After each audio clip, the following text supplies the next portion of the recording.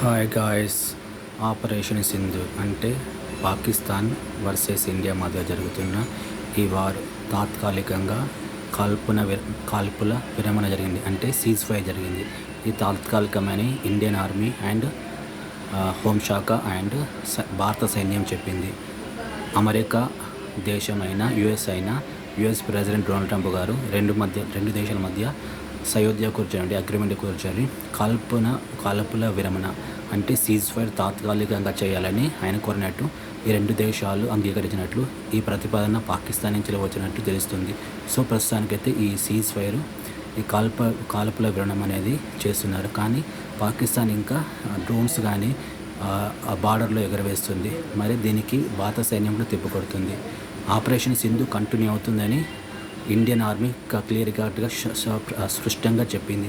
అయినా మరి ఇది ప్రస్తుతానికైతే కాల్పుల విరమణ సీజ్ ఫైర్ అని జరుగుతుంది.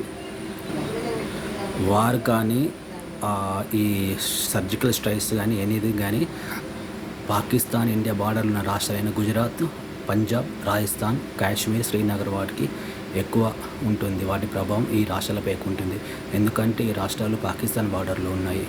పాకిస్తాన్ కూడా ఒకప్పుడు పంజాబ్ నుంచి వెళ్ళిపోయింది. సో పాకిస్తాన్ బార్డర్లో ఉన్న ఈ రాష్ట్రాలు గుజరాత్, పంజాబ్, రాజస్థాన్ అండ్ శ్రీనగర్, కాశ్మీర్కి ఈ ప్రభావం ఎక్కువ ఉంటుంది. కాబట్టి ఆ రాష్ట్రాలు ఈ వారును నాకు తెలిసి కొనసాగించడం వారికి ఇష్టం ఉండకపోతుంది. ఎందుకంటే వారికి డైరెక్ట్ ఎఫెక్ట్ పడుతుంది.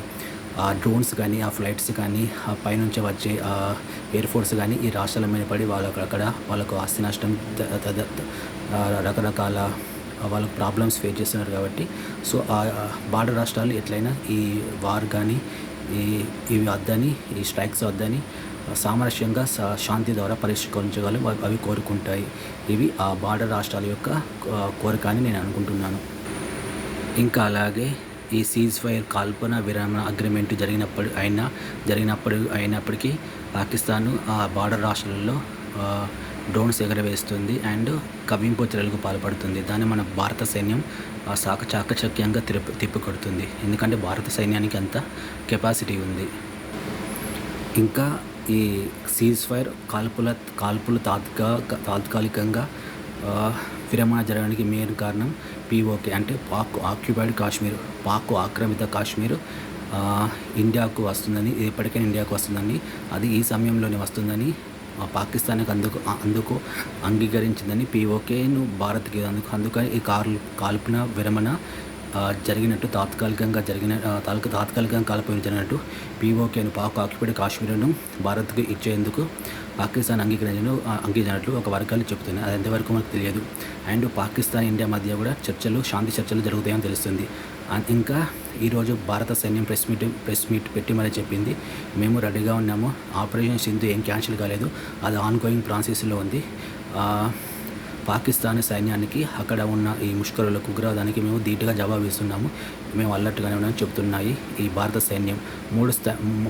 భారతదేశానికి 3 సైన్యాలు ఉంటాయి. ఒకటి ఆర్మీ అంటే ఈ బార్డర్లో ఉంటుంది, 2 నేవీ అంటే జలమార్గం ద్వారా ఉంటుంది, 3 ఎయిర్ ఫోర్స్ అంటే ఇవి ఆకాశంలో విహంగంగా ఎయిర్ ఫోర్స్ ద్వారా చేస్తాయి.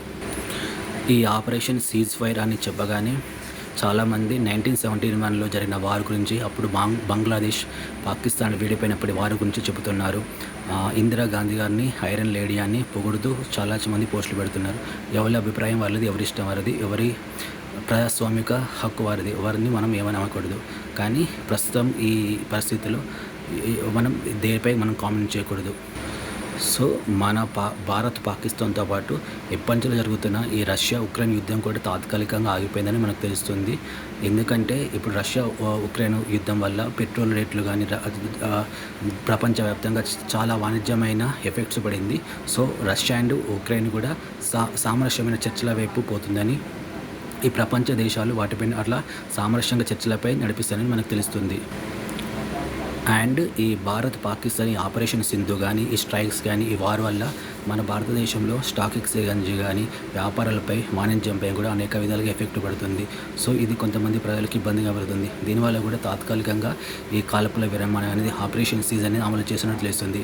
ఈ ఆపరేషన్ సింధూర్ అనేది కంప్లీట్గా ఆగిపోలేదు, కానీ అది కంటిన్యూ అవుతుంది. కానీ కేవలం కాల్పులు మాత్రమే తాత్కాలికంగా ఒక పాస్ బటన్ లెక్క దీన్ని ఉపయోగించి ఆగిపోయాయని మనకు తెలుస్తుంది.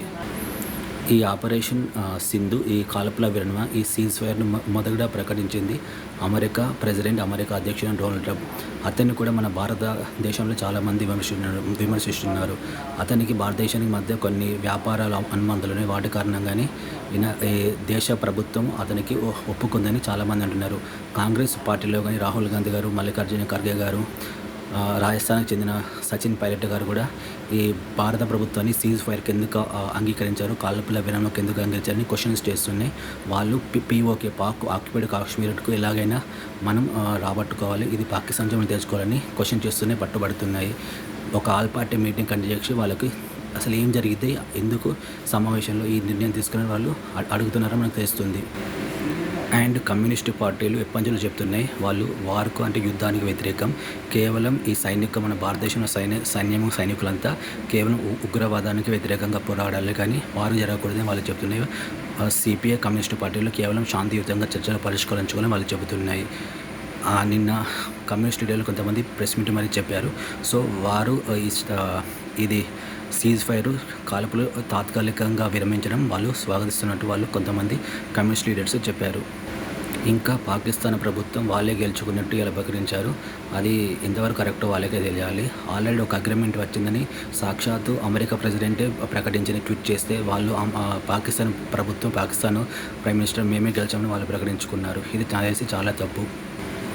అన్నిటికంటే ముఖ్యంగా ఈ ఆపరేషన్ సింధూర్ కానీ ఈ యుద్ధ వాతావరణంలో భారతదేశ పౌరులంతా ఒక్కటిపై నిలిచారు. అన్ని రాజకీయ పార్టీలు ఒక్కడే నిలిచారు, కేంద్ర ప్రభుత్వానికి సహకరించారు. కొంతమంది మాత్రం విమర్శించినా కూడా మ్యాక్సిమం పర్సెంట్ ఆఫ్ పీపుల్ అందరూ ఈ భారత ప్రభుత్వానికి అండగా నిలిచారు రాజకీయాలకు అతీతంగా.